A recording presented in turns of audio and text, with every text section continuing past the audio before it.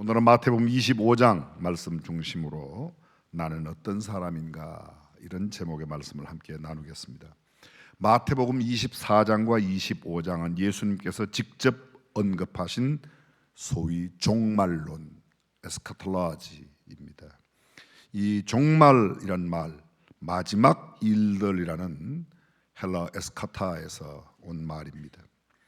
종말론은 두 가지로 크게 나눌 수 있는데, 하나는 개인적인 임종을 구하여 세상을 떠나는 것, 개인적인 종말이고, 일반적인 종말은 세상의 것, 문자 그대로 세상의 모든 역사가 끝나고 우리 주님이 오심으로 드디어 하나님 나라가 이루어지는 일을 그렇게 표현합니다.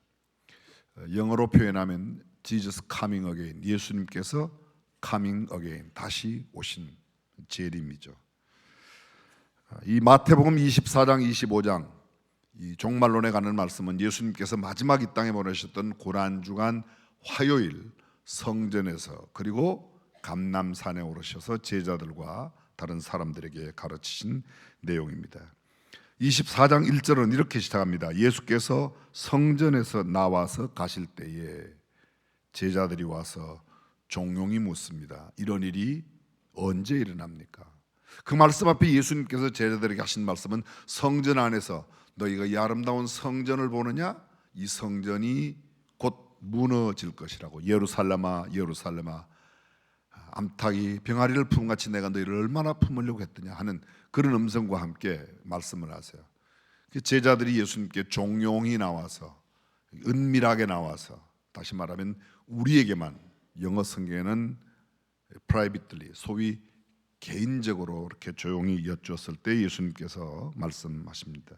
24장 3절, 예수께서 감람산 위에 앉으셨을 때에 그렇습니다. 감람산 위에, 성전에서 나오셔서 감람산에서, 이것을 그래서 감람산 강화 이렇게 표현하기도 합니다. 그때 하신 말씀, 제자들이 종용이 묻는 그 제자들에게 예수님께서 어느 때에 이런 일이 있겠냐고 묻는 물음에 대한 주님의 대답, 주의 임하심과 세상 끝에 어떤 일이 일어나겠냐고 묻는 그 제자들에게 주님께서 하신 말씀입니다. 여기 예수님이 임하실 때, 예수님이 재림하실 때, 세상 끝날에 어떤 일이 일어나겠는가라는 말입니다. 이 세상 끝, 신텔 아이스투 아이오노스라는 말의 뜻은 이 시대의 끝, 이 땅에 대한 최종의 심판이 있을 때를 표현합니다. 그때 예수님께서 이런 일이 일어날 것이라고 소위 말세의 징조를 언급하십니다. 크게 세 가지로 맺을 수 있는데, 첫 번째, 말세가 되면 거짓 선지자들의 출현과 그들의 미혹이 있을 것이다. 다른 말로 바꾸면 이단들이 기승을 부릴 것이다. 대한민국에만도 재림 예수라고, 자신이 재림 예수라고 하신 분이 40명이 넘습니다. 예수님 아직 오시지 않았는데 자기가 예수라고 그러는 사람입니다. 두 번째, 전쟁과 기근이 있을 것이다. 세 번째, 성도들에 대한 박해가 있을 것이라고 이야기합니다. 그 성경 말씀을 그대로 여러분에게 소개하면, 예수께서 대답하여 가라사대 너희가 사람의 미혹을 받지 않도록 주의하라. 많은 사람들이 내 이름으로 와서 나는 그리스도라 하여 많은 사람을 미혹해 하리라. 그렇습니다. 말세가 되면 내가 그리스도라고 하는 사람이 와서 사람들을 미혹할 것이라고. 난리와 난리의 소문을 듣겠으나 너희는 삼가 두려워 말라. 이런 일이 있어야 하되 끝은 아직 아니니라. 난리와 난리의 소문이 있을 것이다. 전쟁이라고 합니다. 계속되는 7절입니다. 민족이 민족을, 나라가 나라를 대적하여 일어나겠고, 간단하게 설명하면 지나간 100년 사이에 일어났던 전쟁이 그 이전 역사 속에 일어났던 모든 전쟁보다 훨씬 더 많이 일어났습니다. 무슨 말입니까? 예수님의 재림이 가까워 오고 있다, 그런 뜻입니다. 그런 전쟁의 소문이 많이 일어나고, 전쟁들이 실제로 일어나고, 모든 것이 재난 가운데 임한다. 이 재난이라는 말의 원어의 뜻은 마치 임산한 산모가 출산할 때 고통, 해산의 고통이라는 단어와 똑같은 단어를 쓰고 있습니다. 그때 사람들이 너희를 환난에 넘겨주겠으며 너희를 죽이리니. 자, 조금 전 나라가 나라를, 민족이 민족을 치는 국가 간의 전쟁, 민족 간의 전쟁이 있는가 하면 사람들이 너희를 환난에 넘겨주겠다. 여기 사람들은 믿지 않는 사람을 말하고 넘겨준다. 너희는 믿는 사람을 말합니다. 예수 믿는 사람들을 예수 믿지 않는 사람들이 환난에 넘겨주겠으며 너희가 내 이름을 위하여 모든 민족에게 미움을 받으리라. 예수 믿는다는 이유 때문에 박해가 임할 것이라고 이야기합니다. 아직은 심하지 않지만 점점 이런 일이 일어날 거라는 것이죠. 그때에 많은 사람이 시험에 빠져 서로 잡아주고 서로 미워하겠으며, 이건 교회 내에 있는 성도들끼리 일어나고 있는 분란을 예측하고 계십니다. 거짓 선지자가 많이 일어나 많은 사람들을 미혹하겠으며 불법이 성함으로 많은 사람의 사랑이 식어지리라. 예수님 재림 직전에 가장 두드러진 사회적인 특징은 사랑이 식어진다는 겁니다. 이기적인 삶을 산다는 겁니다. 그러나 끝까지 견디는 자는 구원을 얻으리라. 아멘. 그렇습니다. 예수 안 믿는 게 나은 게 아닌가? 그럼 아예 구원 없습니다. 이런 일이 일어나지만 끝까지 믿음 가운데 살아가는 사람에게는 구원을 주께서 허락해 주시겠다고 하신 말씀입니다.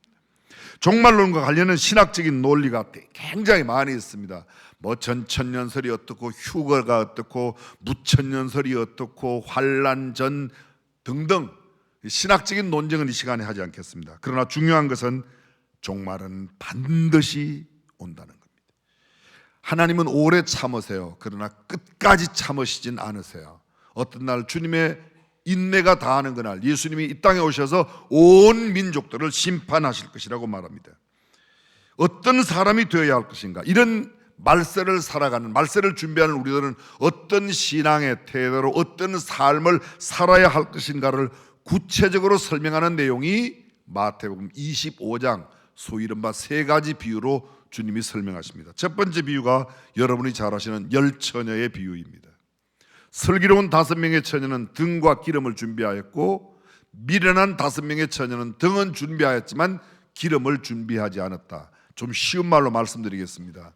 예수 믿는 것 같은데 진짜로 성령 충만하여 기름이 준비된 사람, 예수님 재림을 맞이할 수 있는 사람이 있는가 하면 무늬만 명목상 그리스도인이라는 이름은 가지고 있어도 주님을 만날 수 없는 사람도 있다는 엄한 경고의 말씀입니다. 그것이 열처녀의 비유입니다. 근데 등과 기름을 준비한 사람, 신랑이 늦게 옴으로 인해서 등과 기름을 준비한 사람은 맞게 되었는데 기름을 준비하지 않은 사람은 등불이 꺼져갈 때에 기름을 구하러 갔다가 그 사이에 신랑이 오므로 신랑을 맞이하지 못하였습니다. 혼인잔치에 신랑과 신부들은 들어갔는데 뒤에 온 사람들이 문을 두드리면서 이렇게 말합니다. 주여, 주여. 네. 그 신랑의 말이 내가 너희를 도무지 알지 못한다고 이야기하는 겁니다. 핑계할 수 있습니다. 왜 이렇게 신랑이 늦게 와서 문제다. 기름을 나눠달라고 하는 친구들이 기름을 빌려주지 않았기 때문이다.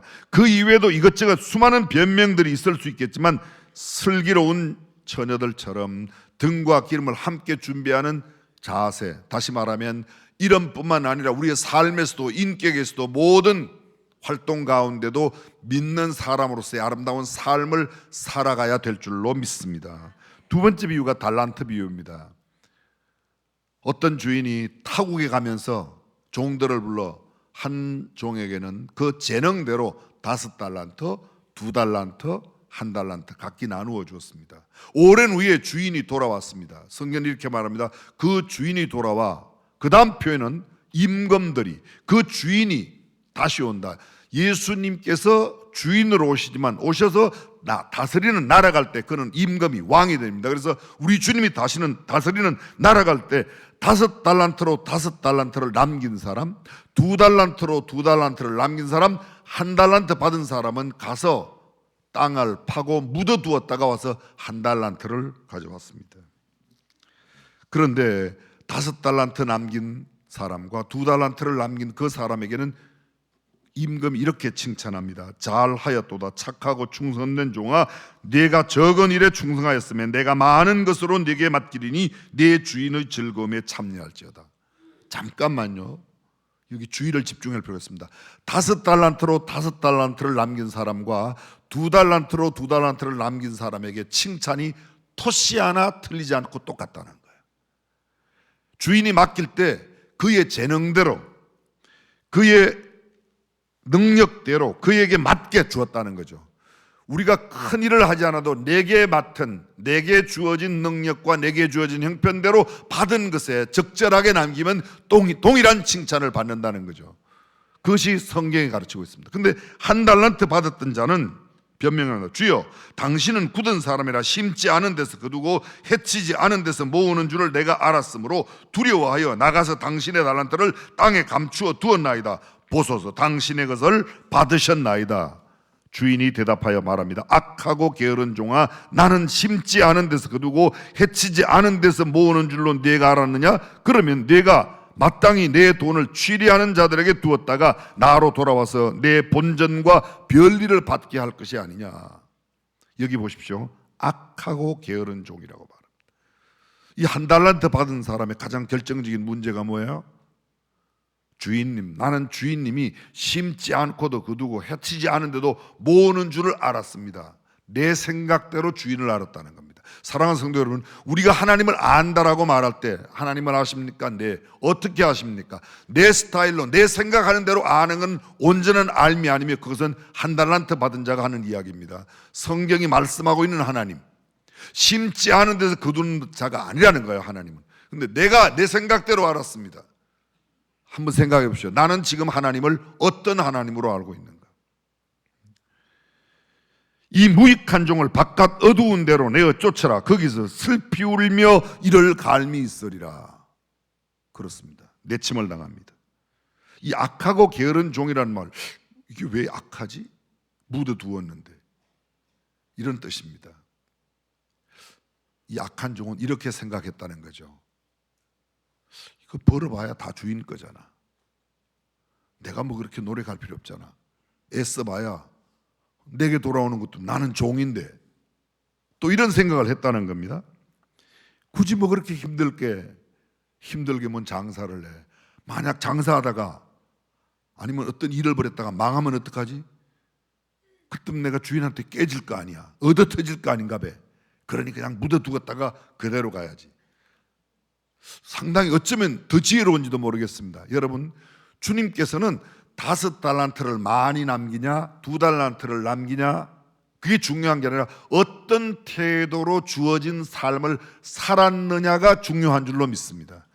남겼다, 많이 남겼으니까 너는 잘했다, 그런 게 아닙니다. 2달란트 받은 자 2달란트 남기면 돼요. 5달란트, 한 달란트 받은 사람 설령 그것이 줄어든다고 해도 주님, 저는 이런 태도로, 이런 삶의 모습으로 살아왔습니다. 삶에 대한 태도, 내 인생을 살아가는 삶의 방법, 그 원리가 훨씬 더 중요한 줄로 믿습니다. 사람들은 많이 생각합니다. 내가 보통 지나가도 한 건만 제대로 하면 올린다. 인간 사회에서는 그게 통해요. 별로 아무것도 안 하다가 한 건만 크게 하면 뭐 대박 냈다고 그러고 굉장히 칭송받고 인정받습니다. 그러나 하나님은 평소의 삶이, 일생 동안의 삶이 어떠한 정신과 어떠한 삶의 태도로 삶을 살았느냐가 훨씬 중요한 줄로 믿습니다. 늘 말씀드리지만 봉투의 두께보다, 하나님 앞에 드리는 헌금 봉투의 두께보다 이 헌금이 만들어지는 과정에 내 삶의 태도가 훨씬 더 중요한 줄로 믿습니다. 그렇습니다. 이것이 달란트 비유를 통해서 주시는 말입니다.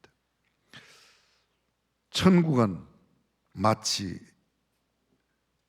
등불을 기름을 준비한 열처녀, 마치 달란트처럼 이렇게 말합니다. 세 번째 비유, 그게 소위 말하는 양과 염소의 비유로 우리가 알고 있습니다.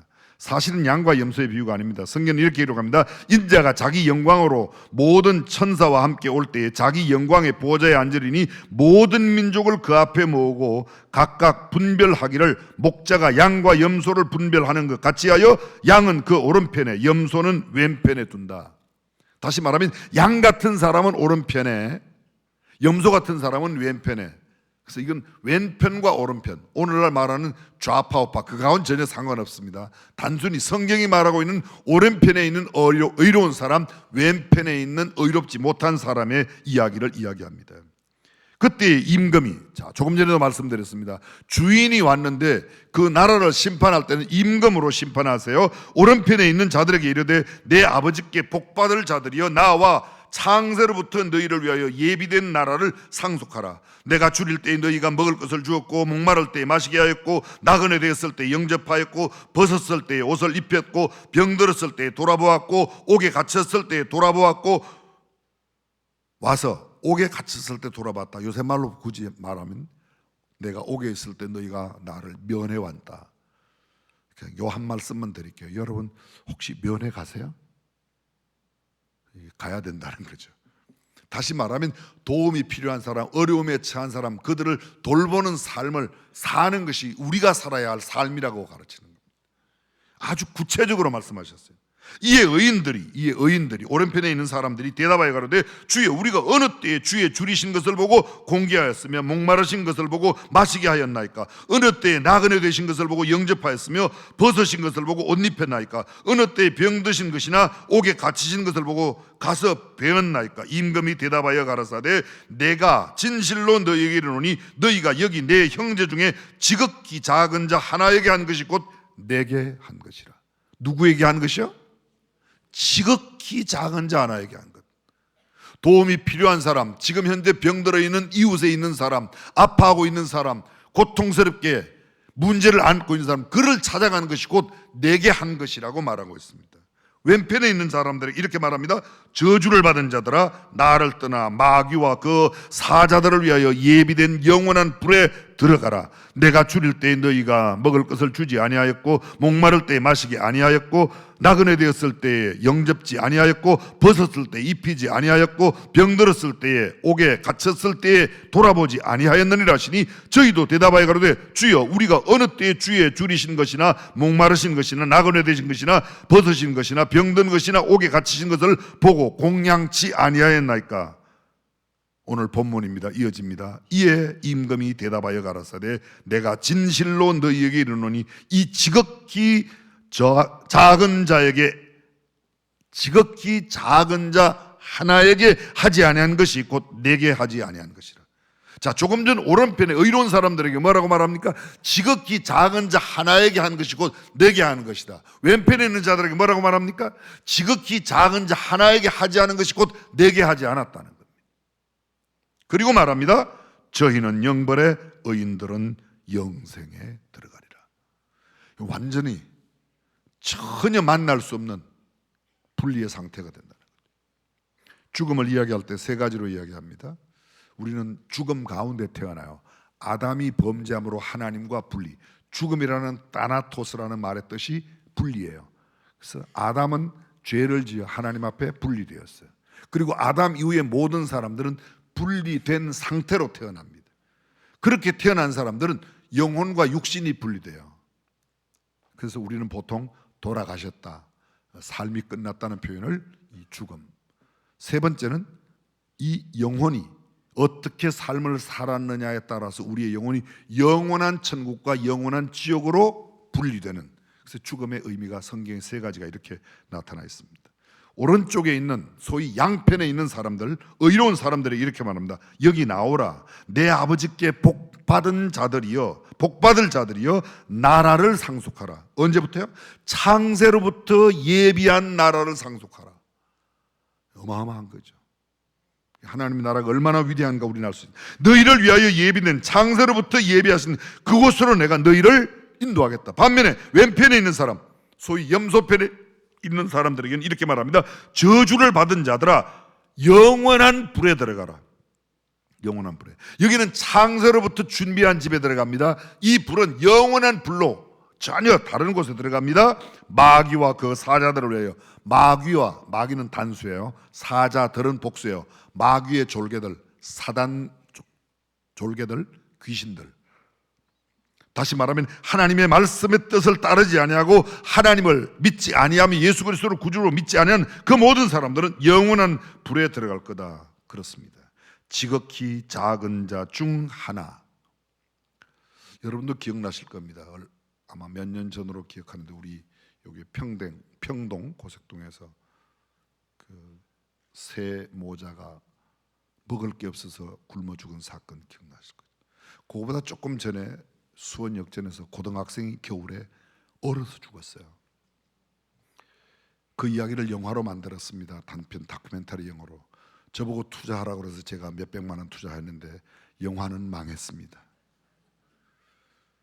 그 내용은 여고생이 아주 어려운 가운데 있다 그만 그곳에서 겨울에 얼어 죽었습니다. 그런 일들이 우리 살고 있는, 평동에 일어난 그 사건 이후에 우리 교회가 있는 수원에서는, 우리 교회 주변에서는 다시는 굶어 죽는 사람이 없었으면 좋겠다는 게 마음속에 자리했어요. 여러분 H넷이라고 들어보셨을 겁니다. H넷. 여기 많은 분들이 함께 거기 교사로 섬겨주셨고, 학교 밖 청소년, 정상적인 가정을 갖지 못한 부모님이 이혼하거나 아니면 극심한 싸움 가운데서 도저히 집에 있을 수가 없어서 나온 아이들, 그런 아이들을 모아서 저희들이 처음에 3명으로 그들에게 공부도 가르쳐주고 먹을 것도 주고, 집이 없는 사람에게는 교회 사택에서 지금도 몇몇 형제 자매들이 거기서 살고 있습니다. 그렇게 거의 한 20여 년 거의 되어 가는데요, 그게 어떤 한 아이가 찾아왔어요. 학교 밖 청소년인데, 학교를 다니면 초등학교 5학년인데 지금은 학교를 다니지 않았어요. 그때 찾아왔습니다.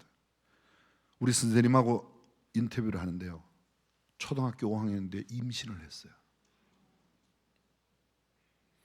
어떻게 되었냐고 이야기가 쭉 하는 가운데 자기가 배가 너무 고픈데 어떤 오빠가 밥 준다고 그래서 따라갔다가 그렇게 되었다는 거예요. 우리가 조금만 생각하면 우리 주변에 조금 작은 도움으로도 얼마든지 위기에서 벗어나고 안정된 삶을 살 수 있을 터인데, 실제로 그런 일들이 아직도 일어난다는 것은 얼마나 끔찍한 일인지 모르겠습니다. 여기 보십시오. 내 형제 중 지극히 작은 자에게, 이렇게 말하지 않았습니다. 사도를 잘 공경하면, 목사를 잘 대접하면, 먹을거리는 부유한 사람 잘 공개하면, 성경은 그렇게 말하지 않고 지극히 작은, 도움이 필요한 사람, 그들을 돌보는 것이 하나님의 뜻이라고 말하고, 그렇게 살아가는 것이 우리가 살아야 할 삶이라고 말하고 있습니다. 마지막 날에 심판하실 분은 우리 주님이세요. 여러분, 우리가 세상에서 잘 아는 사람이 나를 심판한다고 할 때 굉장히 안도감을 갖습니다. 그런데 예수 그리스도께서 우리를 심판하신다고, 심판의 대상 모든 민족 누구라도, 그 어떤 사람도 주님의 마지막 심판대 앞에 서지 아니할 사람은 한 사람도 없습니다. 근데 그 심판자, 우리 주님께서 심판하는 기준이 뭔가, 너희가 세상에 무엇을 하다 왔냐, 얼마나 많이 모아놓았냐, 몇 평에 살다 왔냐, 무슨 차 타다 왔냐, 그런 거 전혀 묻지 않으세요. 성경에 그런 기준, 성경에 이것입니다. 예수 믿었냐? 또 하나 물게. 그리고 너 어떻게 살다 왔어? 어떤 사람으로 살다가 왔냐? 그것만 물으십니다. 쉬운 말로 말씀드리겠습니다. 사랑을 실천했냐? 내 옆에 있는 작은 자 하나에게 내가 정말 베풀고 나누고 섬기는 삶을 살았느냐? 세상적인 성공이 기준이 아닙니다. 무엇을 성취함이 기준이 아닙니다. 얼마나 모은 재산이 기준이 아닙니다. 내가 많이 갖고 있는 박사 10개입니다. 아니, 주님은 이렇게 물으실 거예요. 그 박사 10개로 어떤 삶을 살았냐? 높은 가치로 사는 것, 사랑하며 헌신하며 섬기며 나누어주고 충성스럽게 살아온 그 삶이 훨씬 더 중요합니다. 그 심판의 결과에 따라서 하나님의 영원한 나라를 상속하는가 하면 영원한 벌을 면치 못하는, 극명하게 갈려집니다. 전자에 있는 사람들 착하고 충성된 종이라고 말합니다. 후자에 있는 사람들 악하고 게으른 종이라고 말합니다. 전자에 있는 사람 등과 기름을 함께 준비한 사람이라고 말하고, 후자에 있는 사람 등은 있는데 기름이 없어요. 등은 있는데 기름이 없단 말이 뭐예요? 쉬운 말로 말씀드릴까요? 예배당엔 다녔는데 진짜 주님의 마음에 합한 삶, 주님의 마음에 합한 신앙 인격자로서의 삶을 살지 못했다는 겁니다. 모두가 다 똑같이 부르고 있습니다. 마태복음 25장을 다시 한번 보십시오. 다 주여 주여 주님이라고 불러요. 예수님을 주님이라고 부른다는 게 다, 정말 그분이 내 삶의 구주로 나를 구원하신 주님, 그리고 내 삶의 주인 되시는 메스트로, 세이비어로 그렇게 나를, 내가 관계를 맺고 있는가가 중요합니다. 해마다 우리 교회에서 성탄절이 되면 성탄절로부터 한 주일 동안 사과데이, 소위 사과를 나누어 드리면서, 금년도에는 사과 대회는 교회 차원에서 하지 않고 개인별로 하셨으면 좋겠습니다. 좀 죄송한 표현이지만 올해 사과값이 금값이었어요.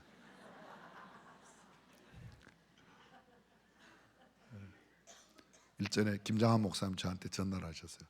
고 목사, 사과 한 박스 샀는데 3박스를 사셨대요. 그래서 뭐 누구에게도 드리고 누구에게도 드리고 그런다고 3박스 샀는데, 야, 6개짜리 한 박스가 12만 원이라고 그러시더라고요.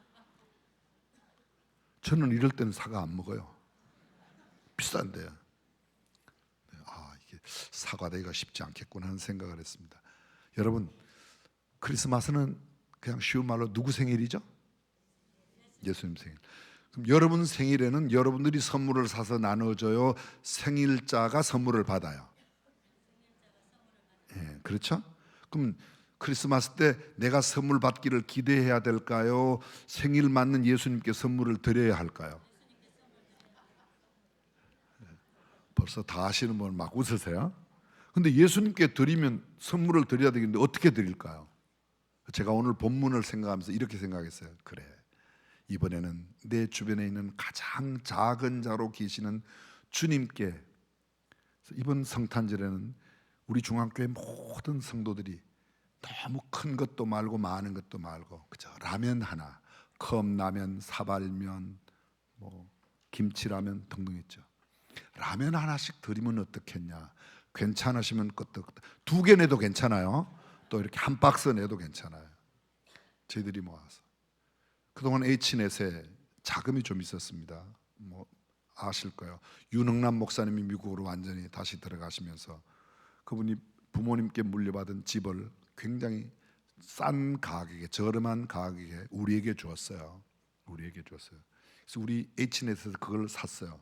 이번에 팔았더니 꽤 거기에서 많은 차익이 생겼어요. 세금 내고 남는 금액 가운데서 이번에 1톤 트럭 10대를 사서 그 10대에 끓는 물을 담아놓고 이번에 우리들이 함께 라면을 모아서 그 라면 갖고 매일 밤 월화수목금 일주일에 5일 정도 밤 9시부터 11시 사이에 수원역에 하나, 또 청소년들이 가장 많이 모이는 공원에 하나, 차 2대, 오산에도 한 대, 송탄에도 한 대, 천안에도 한 대, 안산에도 한 대, 용인에도 한 대. 이미 차는 신청이 다 들어왔고 저희들이 차 살 준비는 다 돼 있어요. 이미 돈이 아까 말씀드린 대로 있으니까.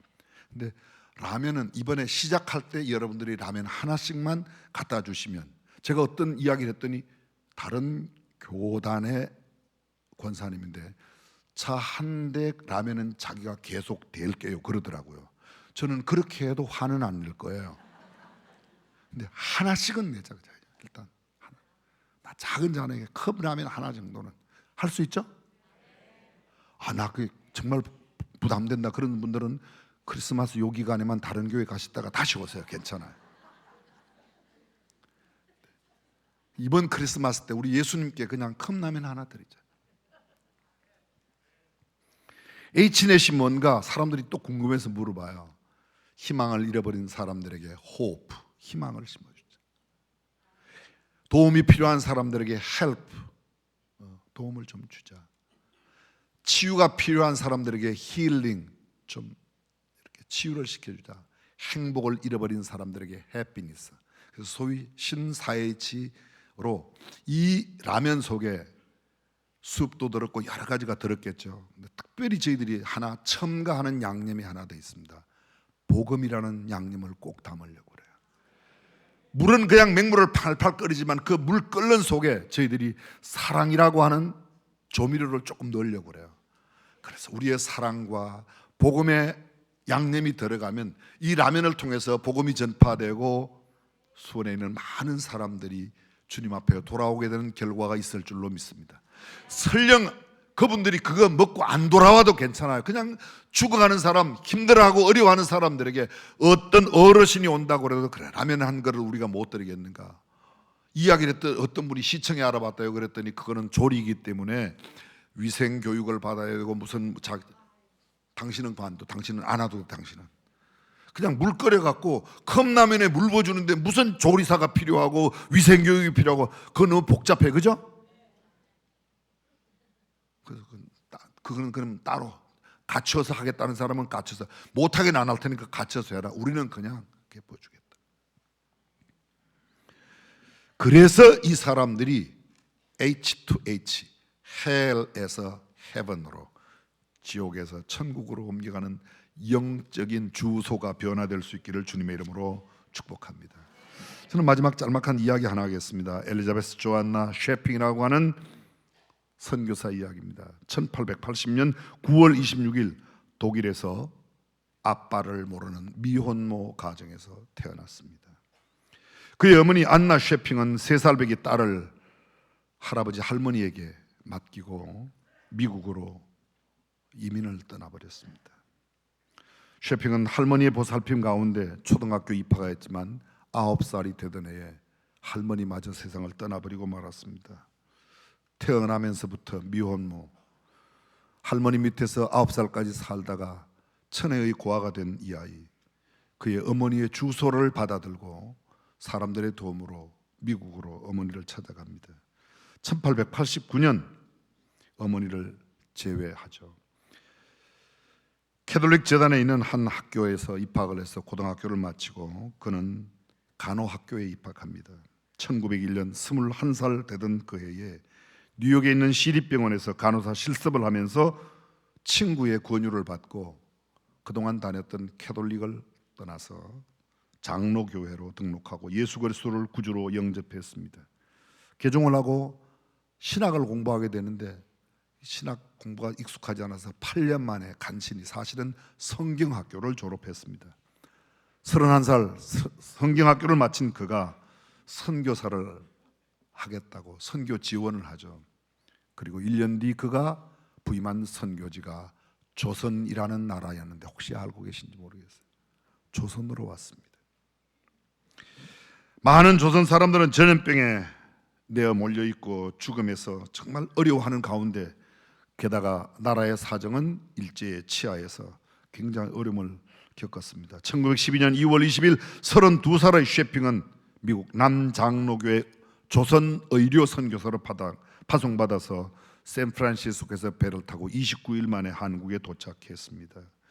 광주에 도착해서 맨 먼저 한국말과 한국 풍습을 익히며 이름도 한국식으로 먼저 바꿨습니다. 이름을 뭐로 바꿀까? 주변에 있는 사람들의 도움을 받아 바꿨는데 성은 서씨로 하고 이름은 천천히 할 서자, 천천히 하다 서자에다가 평평할 평자, 그래서 서평이라는 이름, 한국 이름을 하고, 옷도 옥양목 저고리에 검은 통치마, 검정색 고무신 신고, 그때는 집신도 많이 신었지만 검정색 고무신을 신고 열심히 사역을 했습니다. 첫 사역지 광주 제중원에서, 군산 구암 예수병원에서, 그리고 세브란스 병원 등에서 한국에 있는 간호사들에게 간호는 어떻게 하는가라고 가르치며 그 사역을 감당했습니다. 당신이 제일 좋아하는 일이 뭐냐고 묻는 어떤 기자에게 그는 이렇게 말했습니다. 조선 여성들 가운데 미래의 지도자를 키워서 그들도 이렇게 선하게 삶을 살아갔으면 좋겠다는 게 제일 좋아하는 일이라고.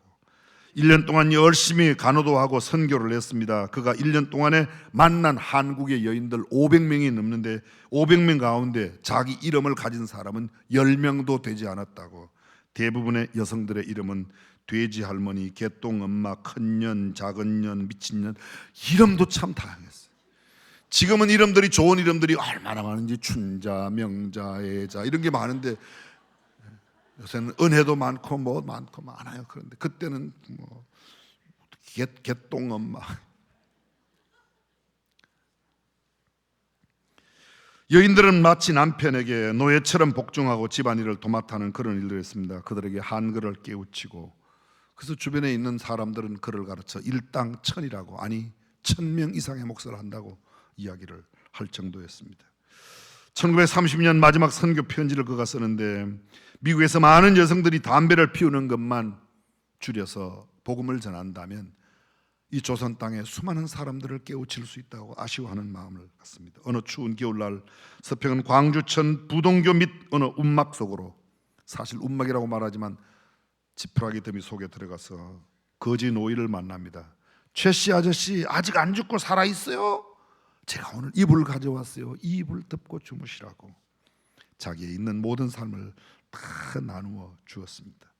이런 긴 이야기 제가 다 나눌 수 없죠.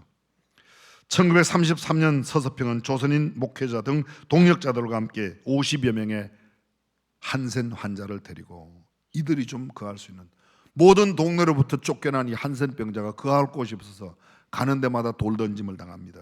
광주에서 50명이 출발해서 서울로 옵니다. 그리고 여기 조선 총독부가 있는 일제 치하에 있었기 때문에 일본 경찰 총독부가 이 여자 당할 수가 없다. 그래, 그러면 한센 병자들을 위한 삶의 터전을 주시오.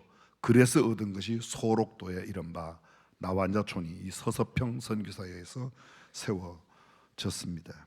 그는 22년 동안 조선에서 선교사의 생활을 감당했습니다. 1934년 6월 26일 55세의 젊은 일기로 그는 하나님의 부르심을 받고 떠납니다. 그가 남긴 유품, 저는 이 대목에 울컥 눈물을 감출 수가 없었습니다. 강냉이 가루 2홉, 현금 7전, 1원도 아닌 7전, 반쪽짜리 담요 한 장. 사실 그 담요도 반쪽은 이미 추운 다른 사람들에게 잘라서 나누어 준 것, 이것이 그의 유품 전부였습니다. 시신마저 기증하고 떠나는 그녀의 장례식은 최초의 한국 사회 사회장으로 치루어졌습니다. 장례 행렬에는 1000여 명이 통곡하는 목소리가 마치 비행기가 나르는 소리 같았다고 그 광경을 본 사람이 기록해 놓았습니다. 그들은 모두 서서평 선교사를 어머니라고 불렀습니다. 그는 전생애를 다 나누었습니다. 그가 떠난 뒤 그가 삶을 살았던 단칸방, 조그마한 방, 그의 침대 밑에는 이런 선명한 글귀에 글이 남아 있었습니다. Not success, but serve. 성공이 아니라 섬김이라고. 세상에 많은 사람들이 성공을 위해서 살아갑니다. 갖추기 위해서, 누리기 위해서 살아갑니다. 그러나 진정한 아름다운 성경적인 삶은 섬김, 나눔. 그는 모든 것을 나누어 주었습니다. 그의 전생애를 그저 옥수수 2홉 가루 정도 남겨놓고 갈 만큼 다 나누었습니다.